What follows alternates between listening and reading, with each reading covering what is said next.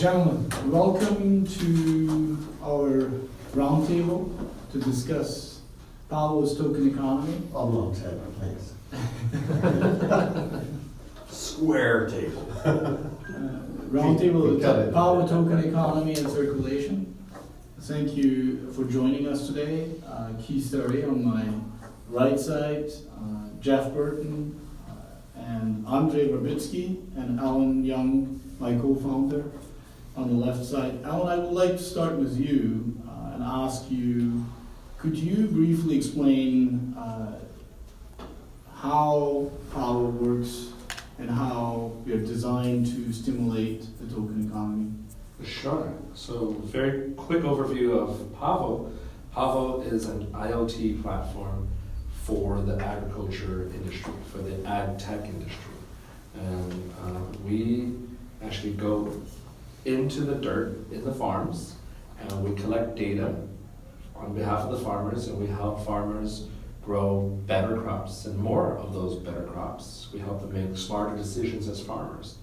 And by collecting that data, we can help them make that decision. But on the other side, by having that data, we can then put that data on the blockchain and allow for the rest of the food and agriculture industry access to that data so that we can help them with provenance, with logistics, with the supply chain.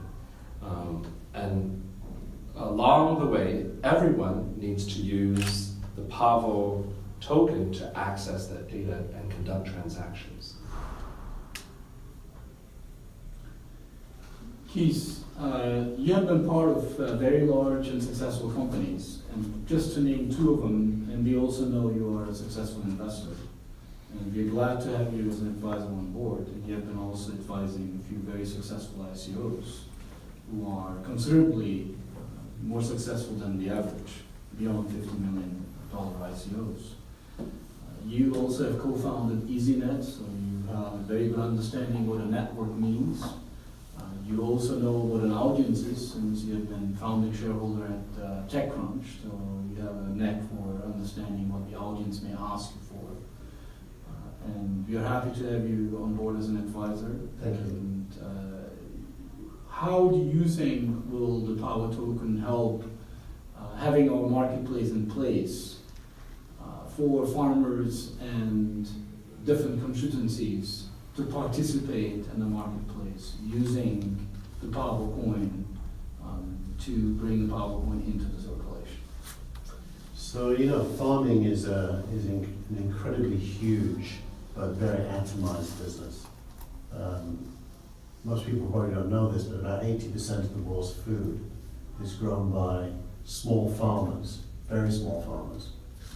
And for those people to get their product into your hands involves lots and lots of intermediaries, the supply chain. What Pavo is trying to do is to provide quality to that supply chain, to take away friction from the supply chain and make it seamless, and to allow anybody to purchase produce, fresh produce from the farm through that supply chain. And the use of the token is as a means of payment, as a way of buying the stuff you want. So if a small store here in San Francisco wants fresh coffee from Tanzania, they will be able to procure with certainty of quality and pay for that coffee to arrive in their store here to sell to locals. So Pavo coin is an ecosystem coin for agriculture. There's lots of attributes to the underlying technology and what the company does, but the coin itself is a means of purchase. Thank you, Keith. We also know that in 2050 we need to feed on this planet more than 9 billion people. No one knows it's going to be 9 or 10 billion, but it will be a few billions more. And we know the land we have on this planet won't be enough to grow the crop and grow all the produce we need to feed the people. How do you think this can help from a Pavo standpoint, delivering our IoT platform, particularly when you think about indoor? You know, there's a very famous debate that those of us who studied social science are familiar with between Thomas Malthus and Karl Marx. Yeah. And Malthus said the world can only sustain a small number of people. Yes. And Marx said, well, with technology and innovation, the same piece of land can feed more and more people. Well, with 9 billion people on the planet, we are moving rapidly to a new style of farming, indoor and vertical is the latest. I'm an investor in a company called Infarm. Infarm has growing units in 10,000 stores in Germany where you buy the produce fresh, grown in the store, and it doesn't come from the farm. It's grown in the store.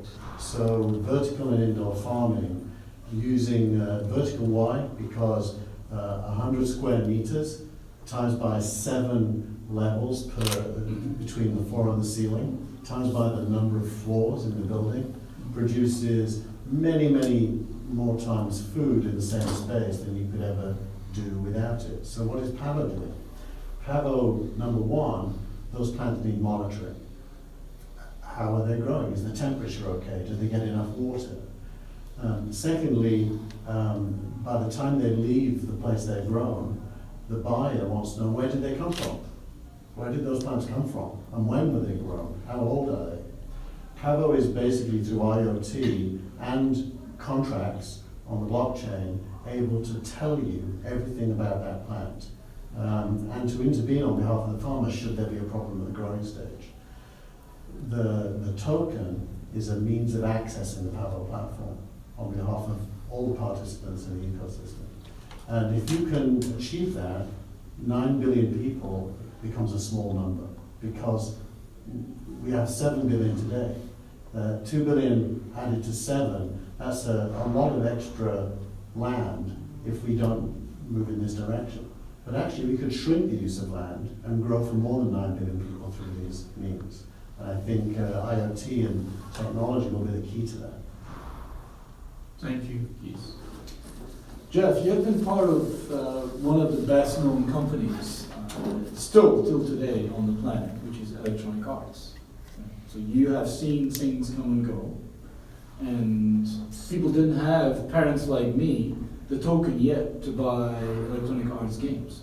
I used to buy many of them. And two sons of mine, they're growing up, they love to play FIFA and all the other games, so I have to buy all the time the new games, right? Right. Every year, new game. Now, you also build the Electronic Arts international business, as Pavo is a very international business and a very international team. And you build it from Europe to Japan and to South America and all the other countries.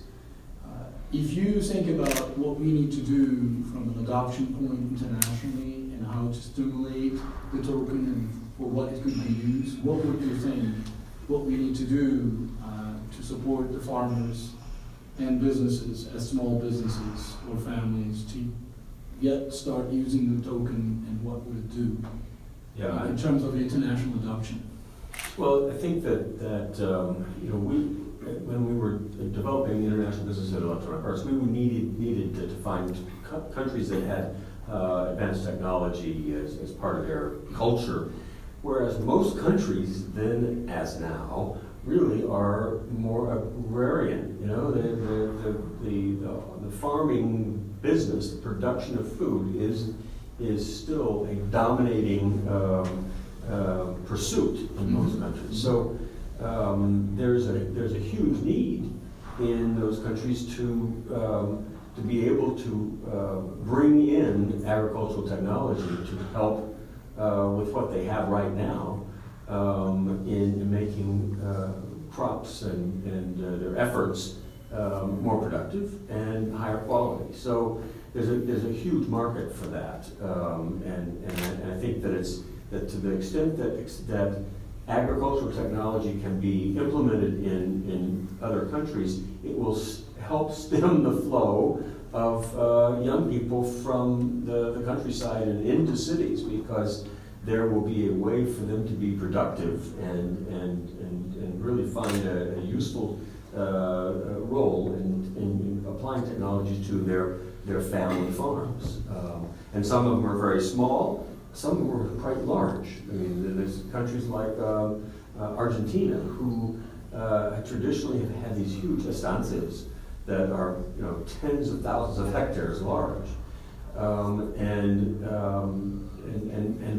for those, in those cases, there's a big incentive to bring technology to those areas to increase the productive value of the land.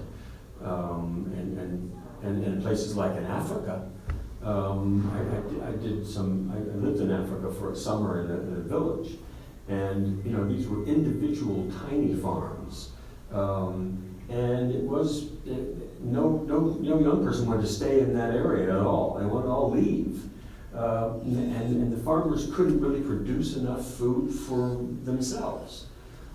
This was 30, 40 years ago, but still, there is a prevailing number of small farms across Africa who now have the technology in the smartphone, and it's widespread. So they can start using technology to help with their production and quality. So there's a huge market awaiting the arrival of ag tech. Jeff, you also have been a part of a very successful ICO in the education arena, which is Bit Degree, educating people based on blockchain, also on blockchain, Right. Among other things, but particularly blockchain. I believe this has a direct correlation to what we do. If you think about what we deliver as a Stanford Fellow, I know you have also some ties to UC Davis, as we do as a team.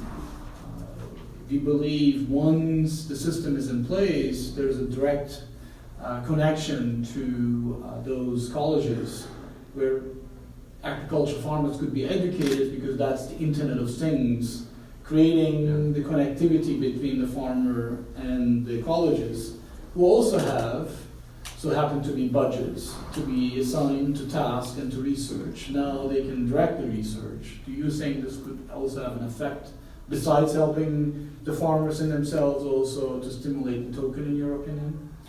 Oh yeah, I definitely do.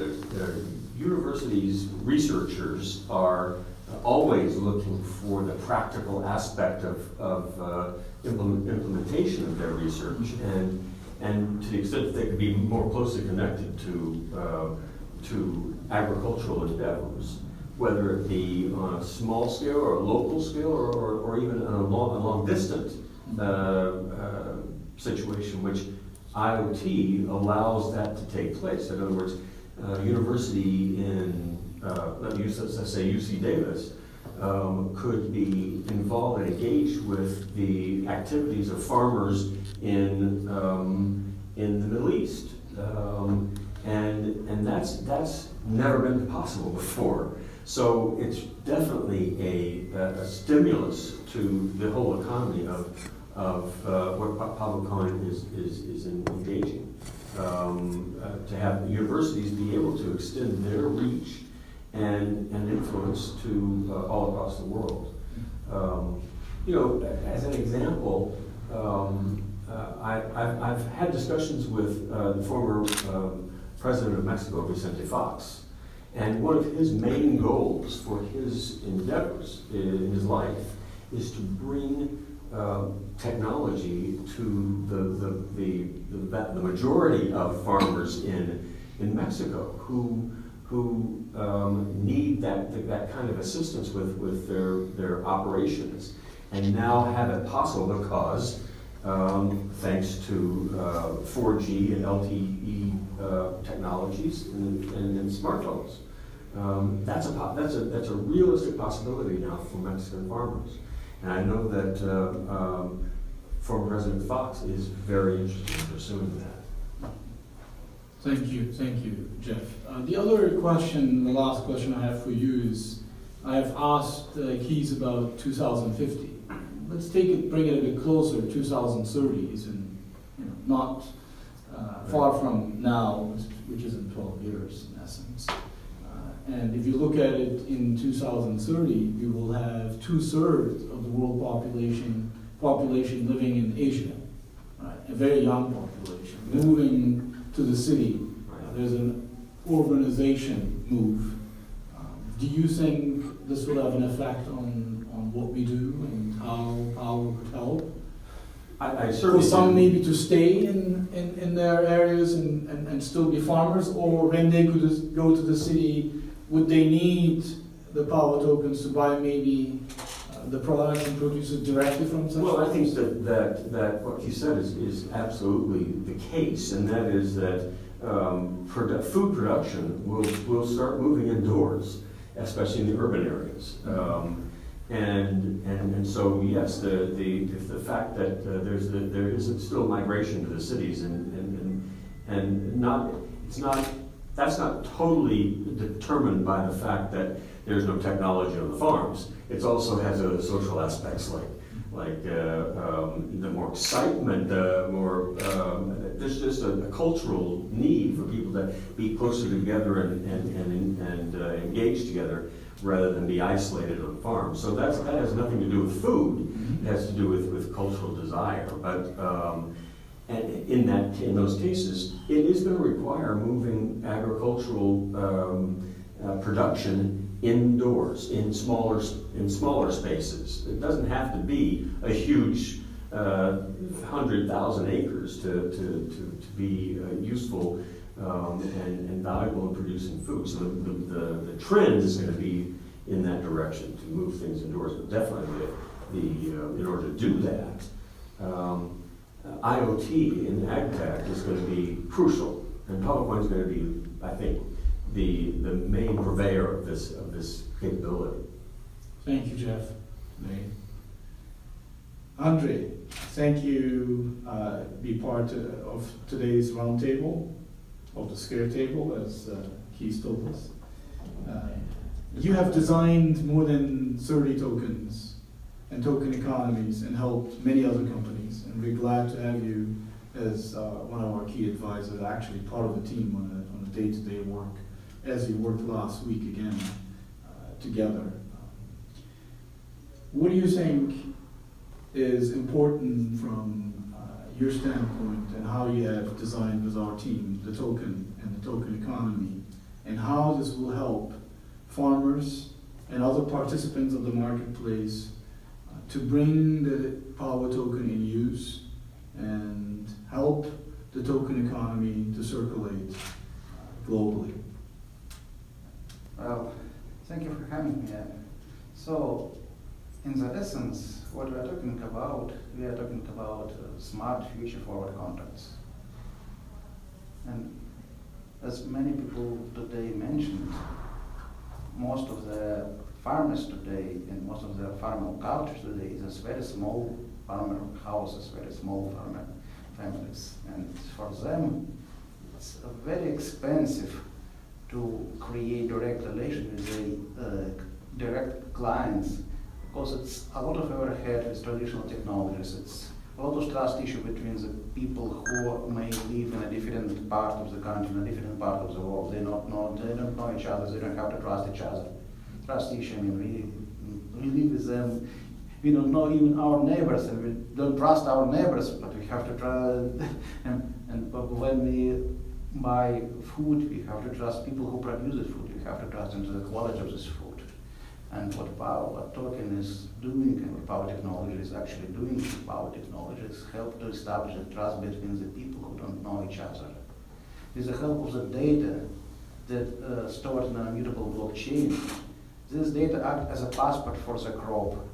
And this passport is available from the first moment the crop has a state of the very small seed, and this the stage is monitored. Everything is collected. Every piece of the important information is collected. So this unlocks the opportunity for people to trade this seed on an early stage, to be able to see to sell the whole crop to the future buyers from the day one, day zero. And this future buyers doesn't have to trust on the word of the people. They can see the real data. They can monitor the farm. They can monitor the conditions. So this is a really huge and this is a really important and this is a huge driver for the token and for the future economy. It helps to reduce the amount of the transactions and amount of the intermediary by many times. So everyone will participate, everyone can trust each other. It's a trustful ecosystem of people who help to each other.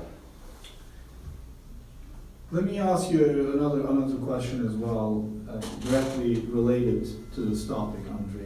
One of our team members actually owns 4,000 almond trees, and I know from personal discussions with him that farmers usually have a hard time to finance the time between seeding and harvesting, in essence. It's a long time. In most of the crop, it's about a year. You know, there are others, it might be twice a year, but at the end of the day, we're talking about long periods of financing of their day-to-day life and of their operations. How could Pavo help, in essence, to enable them to pre-sell their crop ahead of time? Well,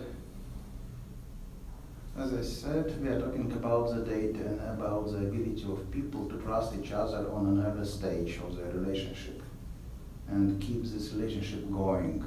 In order to finance something or finance somebody you don't know, you have to put a lot of trust into this person. You have to put a lot of trust into something that this person will produce, and you have to believe that the quality of the product, especially because we are talking about the product that's very sensitive to a lot of different conditions, we have to put a lot of trust.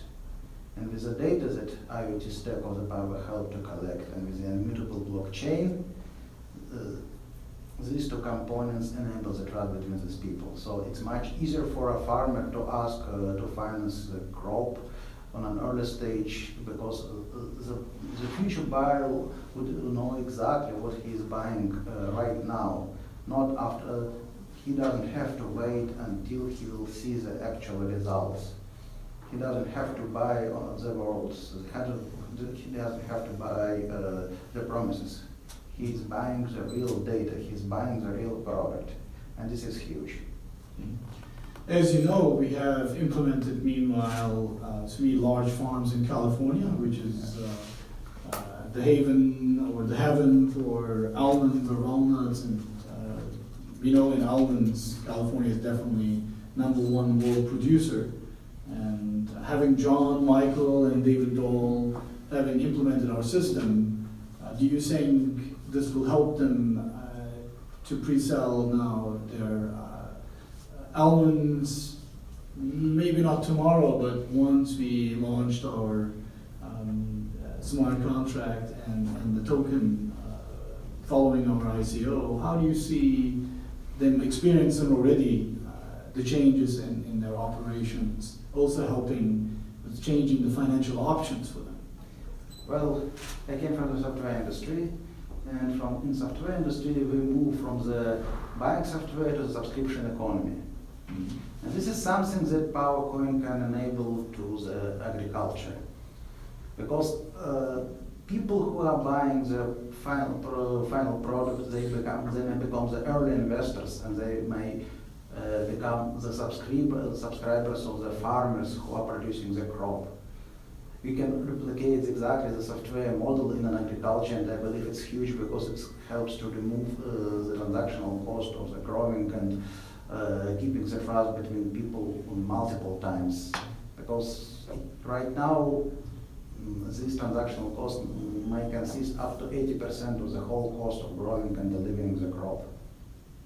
And this is something we can create a much more effective economy than this traditional financial system, because I mean, you don't have to go to the bank, you don't have to ask for a loan, you don't have to wait people to look at your credit history, especially if I know for sure that, for example, for a small farmers and for a small businesses, there is no such a thing as a credit rating. Only credit rating of a physical person exists. With a subscription-based economy, when producer know exactly who is his buyers and buyers know exactly his producer and trust his producers, it's not necessary. We can avoid all this intermediate step. We can connect and communicate directly. would you say what we heard now from all of our advisors will increase the general liquidity in the agricultural market for farmers and other participants? Andre, would this increase the liquidity, general liquidity in the market, what we just discussed overall? Well, definitely, for sure. At the end of the day, we are talking about the velocity of the money. And we not only can increase, with the help of the blockchain, we not only can increase the velocity of the money inside of the ecosystem, we can balance economy. We have smart grids to balance the consumption of the electricity, so we can distribute and remove the fluctuation in the consumption, so we can remove the crisis. Unfortunately, we don't have a smart grid for money consumption in our real economy yet, but with the help of the blockchain and with the help of the Pavo coin, we can create the same models and we can enable, we can do a lot of stuff. We can introduce microloans, we can introduce a lot of stuff, and this is what help to increase the velocity and increase the effectiveness of the economy. Andre, just let me ask you a last question. I know you started giving your lectures of in token economy at Stanford, and people enjoy the lectures you're giving, make them understand what the token economy is all about and the crypto world. Could you, in the context of Pavo, just make some remarks what the impact could be of colleges and universities alongside with the Pavo token? Well, actually, I would really glad for people to better understand what is a blockchain and what exactly is a token and the value of the token and the dual nature of the tokens, like the security and utility object. This is something new that we have and we haven't had it before. And unfortunately, our legal system is a couple of steps behind the reality, and we definitely need to adapt our current regulational landscape to accommodate all the necessary, all this new reality. And I believe that it's very young and bright, smart people who right now educated in Stanford, Berkeley, and other universities might accelerate this movement and make this happen. Andre, thank you for participating in our roundtable today. As usual, I enjoyed the discussion and having your remarks as part of today's roundtable. Thank you. So Alan, now that you've listened to what we've all had to say, as one of the co-founders of Pavo, what are your reflections on what you've heard and what you're about to bring into the world? Sure. First of all, it's been a great pleasure working with such successful and well-connected people as yourselves. Thank you for joining us on this journey. I've always been very excited about this opportunity. It's been a pleasure working with Erhan as a co-founder to build something real. This isn't just white paper. This isn't just pie in the sky. I'm very excited about the impact that we have on the ground, in the dirt, in the vertical farm.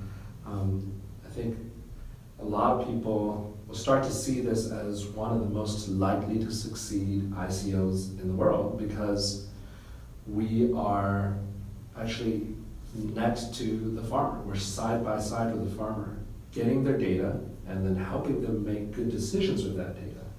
And because of that, we're not like the typical or one of these other food coins or agriculture coins where they want to simply be a medium of exchange but have nothing else to offer. So then it's very difficult for most people to see how they get adoption. But because we're there with the farmers in the ground and we're helping them, produce better plants, better crops at higher quality, and then helping them through the entire supply chain, I think having that data makes us most likely to succeed. Having that token helps us become a must-have tool for the distributor, for the wholesaler, for the retailer, and then ultimately the end user, whether that's a family that's trying to put food on the table, or just a consumer who wants to make sure that they're getting the best product that they want to buy, that they're getting exactly what they're paying for.